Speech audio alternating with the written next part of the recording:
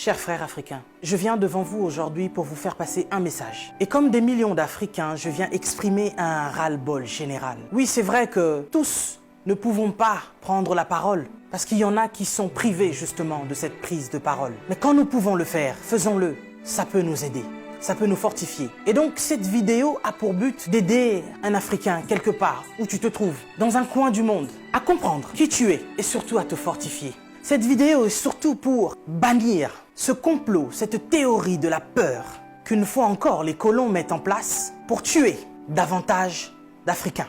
Nous sommes passés par des multiples choses et nous avons survécu. Et donc, ce qui nous arrive aujourd'hui, nous survivrons, chers Africains. Nous vaincrons. On nous parle d'épidémie, on nous parle de pandémie, on nous parle même de guerre. Mais laissez-moi vous dire que nous ne sommes pas seulement en guerre.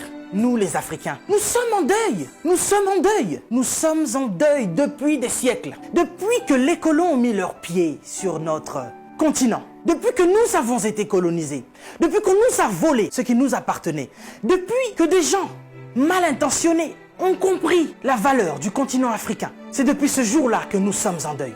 C'est depuis ce jour-là que l'Africain, l'homme noir, meurt. Nous mourrons depuis des siècles. Nous mourrons à petit feu, mais nous mourrons en masse. Ce n'est pas le Covid-19 qui va venir nous faire peur. Ce n'est pas cette épidémie qui va venir nous faire peur parce que nous sommes passés par des génocides.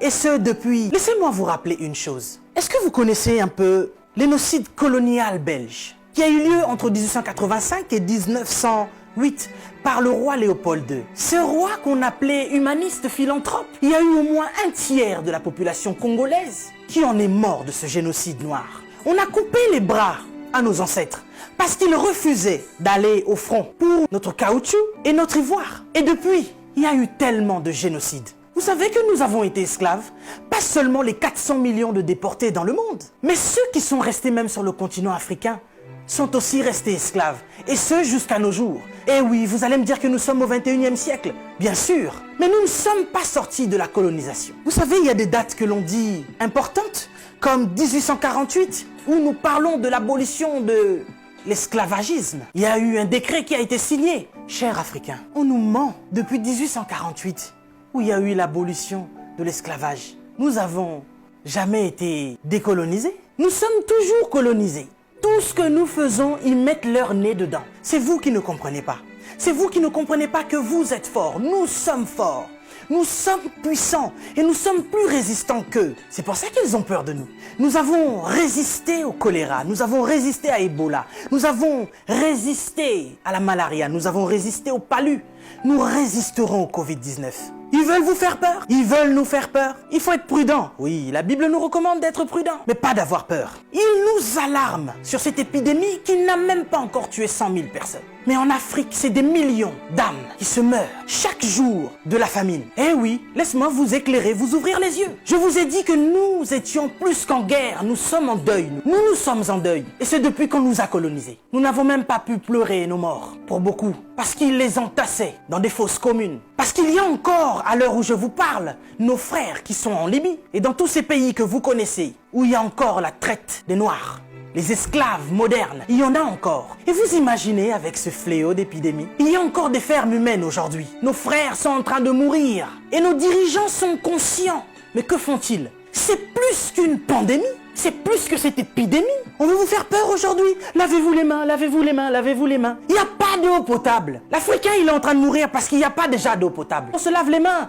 Ok, nous allons nous laver les mains. Mais avec quelle eau? Vous parlez de confinement? Oui, l'Africain veut rester chez lui. Il n'y a pas d'électricité. L'Africain va manger quoi? Et c'est aujourd'hui, comme par enchantement, cher président, que vous signez des décrets de crise. Et vous posez la question, comment vous allez faire pour nourrir la population? Mais de quelle population vous parlez? Ces gens meurent depuis des années. Il y en a qui sont au pouvoir depuis plus de 40 ans. D'autres qui sont morts parce que justement, ils ont été destitués. Si on ne les avait pas chassés du pouvoir, ils seraient encore en vie. Vous êtes sans pitié, cher président.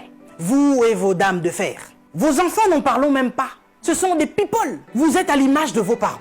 Mais vous qui gouvernez, qu'est-ce que ça vous coûte d'offrir des hôpitaux décents aux Africains? Vous savez, nous sommes ici en France. Les personnels soignants sont en crise, sont en larmes depuis des années. Ils crient au scandale de ce qui se passe dans les hôpitaux. Pour nous autres qui avons des membres de nos familles qui travaillent dans des hôpitaux, nous savons ce que c'est. Ils nous racontent l'enfer de ce qui se passe dans les hôpitaux français. Mais du moins, nous avons des hôpitaux décents. Mais nous crions à la crise sanitaire. Mais en Afrique, c'est comme si c'est maintenant que vous vous réveillez. Je n'arrive pas à dormir. Je me vois mal aller dormir sur mon lit. Alors que je pense à tout ce continent africain qui est en deuil. Et ça, depuis, je me dis, mais cette épidémie, cette pandémie, si ça devait toucher le petit peuple, qu'est-ce que nous allons devenir? Mais Africains, laisse-moi te dire que nous avons vaincu toutes ces épidémies, choléra, Ebola, malaria, palu. Nous vaincrons ce petit Covid-19. Nous sommes plus forts que ça. Nous sommes bien plus forts que ça. Peut-être que je ne suis pas au courant, mais jusqu'à présent, ceux qui ont apporté cette épidémie, ce sont des gens qui sont venus de l'extérieur, les étrangers. Et puis ça touche des personnes qui sont bien placées, des gens qui, je pense, ont une belle vie. Mais ce petit peuple qui vit dans des bidonvilles, ce petit peuple qui vit des conditions sanitaires incroyables, Dieu préserve ce peuple. Cher Africain, laisse-moi te dire que tu es fort. On veut t'affaiblir mentalement pour te faire comprendre que tu es faible. Et voici que ça fait des siècles que l'homme noir meurt de la drépanocytose. Personne ne cherche le vaccin. Personne ne cherche à soigner cela parce que, dit-on, c'est la maladie des Noirs. Mais soudainement, on nous parle d'un vaccin pour aider la population noire face à cette pandémie de Covid-19. Nous n'avons que faire de vos vaccins. Et nous n'en voulons pas. Si vous avez envie de faire des tests, testez vos animaux, vos chiens, vos chats. L'homme africain n'est pas un animal. Nous ne sommes pas des cobayes de vos labos pour que vous commenciez vos tests sur nous. Ça fait des siècles que vous nous testez. Ça fait des siècles que vous nous faites souffrir. Depuis que vous avez découvert que le continent africain était le jardin d'Éden, vous ne voulez pas nous lâcher. Nous souffrons, mais nous sommes en train d'enrichir plusieurs. Nous mourons de faim alors que nous nourrissons plusieurs. Quelque chose m'a fait rire il y a quelque temps. 23 Italiens retrouvés clandestinement sur un port nigérian. Ah, depuis quand l'Italien rentre clandestinement au Nigeria?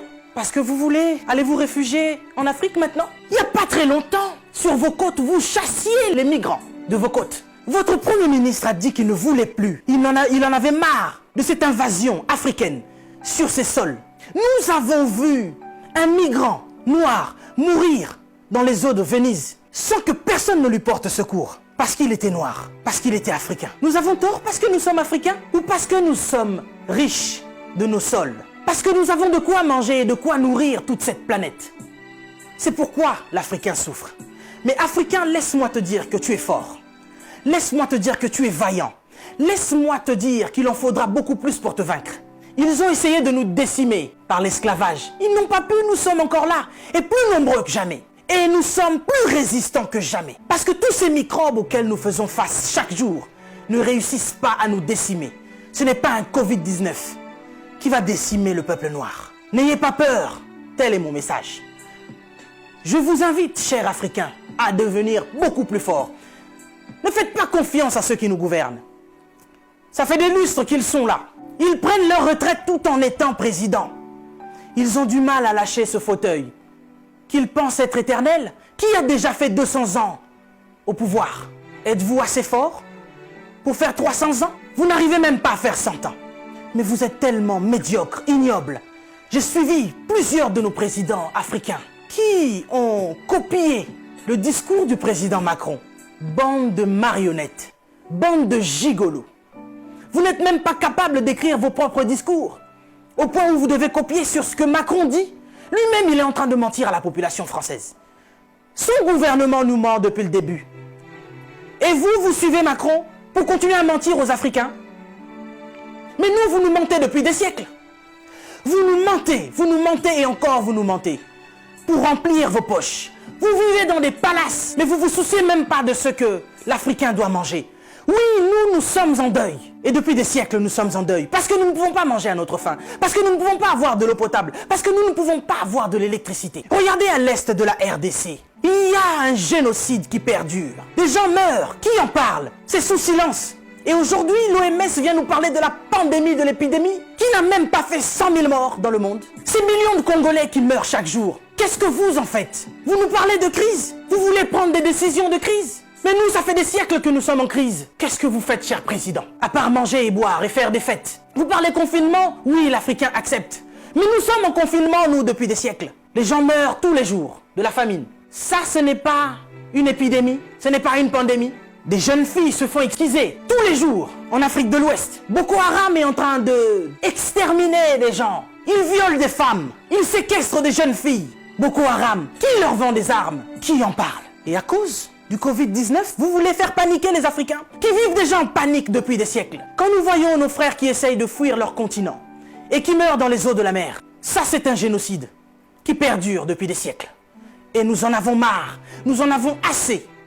Nous voulons qu'il y ait un changement. Mais qu'est-ce qui vous manque à vous aujourd'hui? La Chine a pu construire un hôpital en 10 jours. Vous savez, ça fait depuis 72 ans, si je ne me trompe pas, que l'État d'Israël existe. Il y a quelque temps, Dubaï était un désert. Mais regardez aujourd'hui ce qu'ils ont fait. C'est parce qu'ils sont ensemble qu'ils ont pu construire ce qu'ils ont fait. Mais qu'est-ce qui vous manque, cher président africain, pour nous construire des hôpitaux décents? L'Angleterre a pu construire un hôpital en 2 semaines seulement pour faire face à cette crise sanitaire. Dieu est bon. Le Covid-19 est tellement impoli qu'il ne regarde même pas qui vous êtes. Président ou pas, il s'en fout. Il n'a pas respecté la reine d'Angleterre. Il est entré dans son palais, il a touché Charles. Il n'aura pas peur de vous.